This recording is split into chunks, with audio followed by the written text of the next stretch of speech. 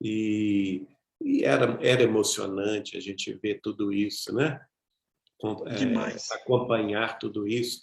E também a alegria que ele causava nas famílias que iam atrás dele em busca de informações espirituais dos seus entes queridos e recebiam as mensagens.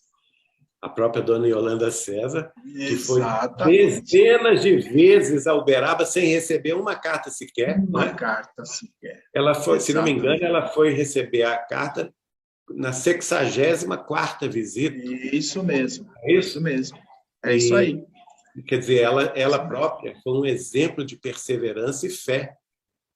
E a partir do momento que o Augusto César passou a escrever através dela, nunca mais parou, Nunca mais parou. através do Chico. Exatamente. Tanto é que a última mensagem que o Chico recebeu aqui na Terra, no dia 29 de junho, antes dele desencarnar, foi do Augusto para a dona Yolanda. Exatamente. No dia 29 de junho, ela lá estava com ele. O Chico adoeceu muito nos últimos anos de vida, né? Ele parou de ir ele ficou praticamente cego, ficou sem voz e não conseguia mais se levantar da cama. Ele tinha que ser carregado. Então, os últimos anos de vida, teve uma pneumonia muito grave no ano 2000, quase desencarnou. Então, ele deixou, vamos dizer assim, que ele foi muito bem até em torno de 1998, por aí. De 98 em diante, a saúde dele não foi possível. Inclusive, o próprio médico dele, Dr. Eurípides Tarran, proibiu de ir ao centro, né? De frequentar as tarefas e tudo. Quem cuidou muito bem dele nessa época foi a família.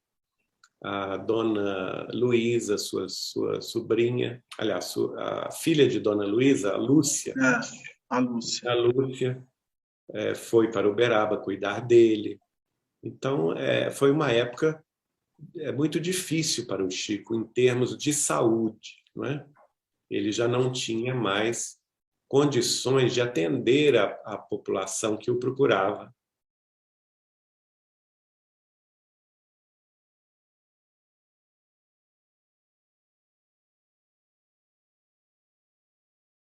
Ele trabalhava em 13 empregos, né? Trabalhava na venda do senhor Belisário, sobrinho, que era, inclusive, que ele ajudou até a enterrar depois, né? Ele teve um caso muito bonito do Chico com o seu Belisário, porque ele teve um AVC, o dono da venda. O Chico trabalhava lá durante o dia e ficou impossibilitado de sair da cama. O Chico trabalhou para a venda durante 6 meses sem receber salário. Nossa Senhora! Apenas vendendo os mantimentos, tudo que tinha disponível lá na venda do seu Belisário, para sustentar o patrão doente e a família dele. Veja bem, e ele não tirava um centavo sequer. E ainda, quando o patrão desencarnou,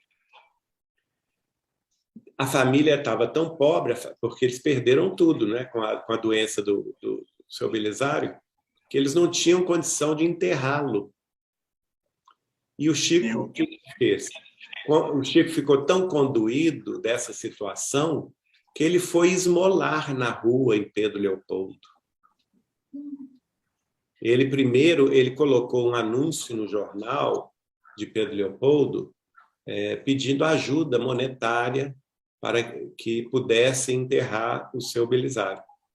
E, no entanto, ninguém apareceu. Então, ele não teve outra solução. Ele tirou o chapéu e foi esmolar na rua até ter o dinheiro para comprar o caixão do patrão e enterrá-lo condignamente. Esse era Que um dos fantástico! Que fantástico! À tarde ele tinha um outro emprego e também ele tinha uma tarefa. A partir de 1931, ele ingressou na Fazenda Modelo de Pedro Leopoldo inicialmente como um bico, né, como uma atividade, como contratado eventual, mas até 1935 ele não tinha sido efetivado, porque como a fazenda era um órgão do Ministério da Agricultura, um órgão federal, para entrar como funcionário efetivo, ele tinha que prestar concurso público federal. E ele somente prestou esse concurso em 1935. E aí ele passou, e aí sim ele teve estabilidade econômica, porque os vencimentos dele como escriturário eram relativamente bons para a época, e dava então para ele cuidar da família, que era a família dele nessa época, 17 pessoas. Só Meu ele Deus, trabalhava, ele foi arrimo de família. Só ele trabalhava. E note bem, a essa época, o Chico já era festejado no movimento espírita, já era conhecido nacionalmente, porque já tinha lançado o Parnaso de Além Túmulo, Cartas de uma Morta, o Há 2000 Anos, né? O Brasil, Coração do Mundo, Pátria do Evangelho. Já tinha lançado esses livros, A Caminho da Luz.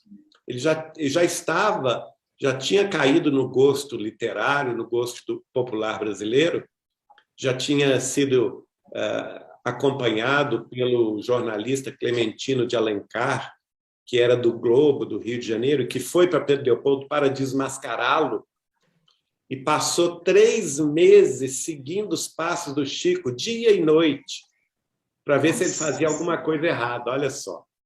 3 meses seguidos. Depois ele ampliou os 3 meses para 6 meses. Ele fazia entrevista. Olha só. Ele fazia entrevista com o Chico em inglês e o Chico respondia em inglês. Ele fazia entrevista com o Chico em francês e o Chico respondia em francês. E o Chico tinha 3º ano primário. Nossa Senhora! Fazia questões escritas para o Chico responder, e em espanhol, e o Chico respondia em espanhol, em italiano, o Chico respondia em italiano. Fantástico, né, Geraldo? Tudo ao vivo, não tinha prazo, não. É porque o Clementino de Alencar seguiu o Chico. Depois, ele não teve dúvidas, né, do fenômeno da mediunidade, da existência dos espíritos que se manifestava através do Chico, porque ele foi testemunha ocular. E o que aconteceu? Ele se converteu em espírita. Mais tarde, aí ele começou a mandar as reportagens para o jornal O Globo, do Rio de Janeiro, que se tornaram célebres nessas reportagens. E aí o povo ia para Pedro Leopoldo, atrás do Chico. O Chico foi nacionalmente conhecido nessa época. No entanto, ninguém sabia que ele passava fome. Meu Deus do céu, é inacreditável. Ele poderia, com a fama, né? Porque já era um best-seller os livros. Já era um best-seller nacional. Ele recebia visita de literatos da Academia Brasileira de Letras. Eu mesmo entrevistei o então diretor da União Espírita Mineira, desta época. Nós conhecemos muito.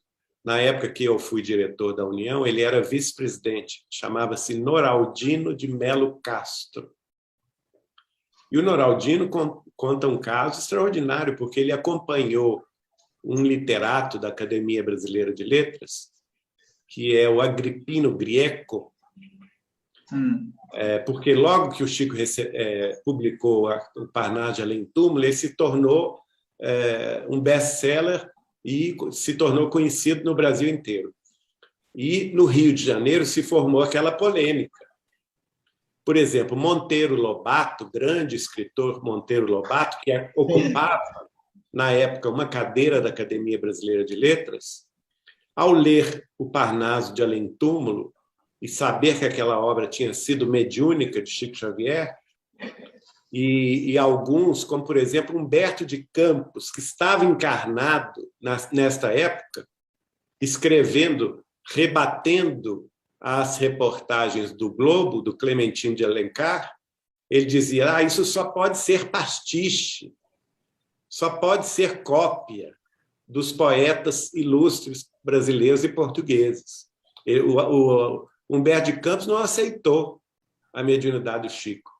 E houve um debate na Academia Brasileira de Letras, a ponto do Monteiro Lobato, e ele fala assim, esse bugre, o próprio Humberto de Campos, atacava o Chico com a sua, verve ferina, não é? E eles atacavam o Chico, esse bugre de Pedro Leopoldo, como se ele fosse uma pessoa desclassificada, não é? Que estivesse ali fazendo cópias, ou escrevendo pastiches, que é escrever à la maneira de, né? Exato, exatamente. E aí o Monteiro Lobato, ao ler a obra, e ele já tinha conhecimento do espiritismo, ele falou num discurso na Academia Brasileira de Letras e disse, respondendo a Humberto de Campos, né, se este bugre de Pedro Leopoldo escreveu tudo isso aqui por si só,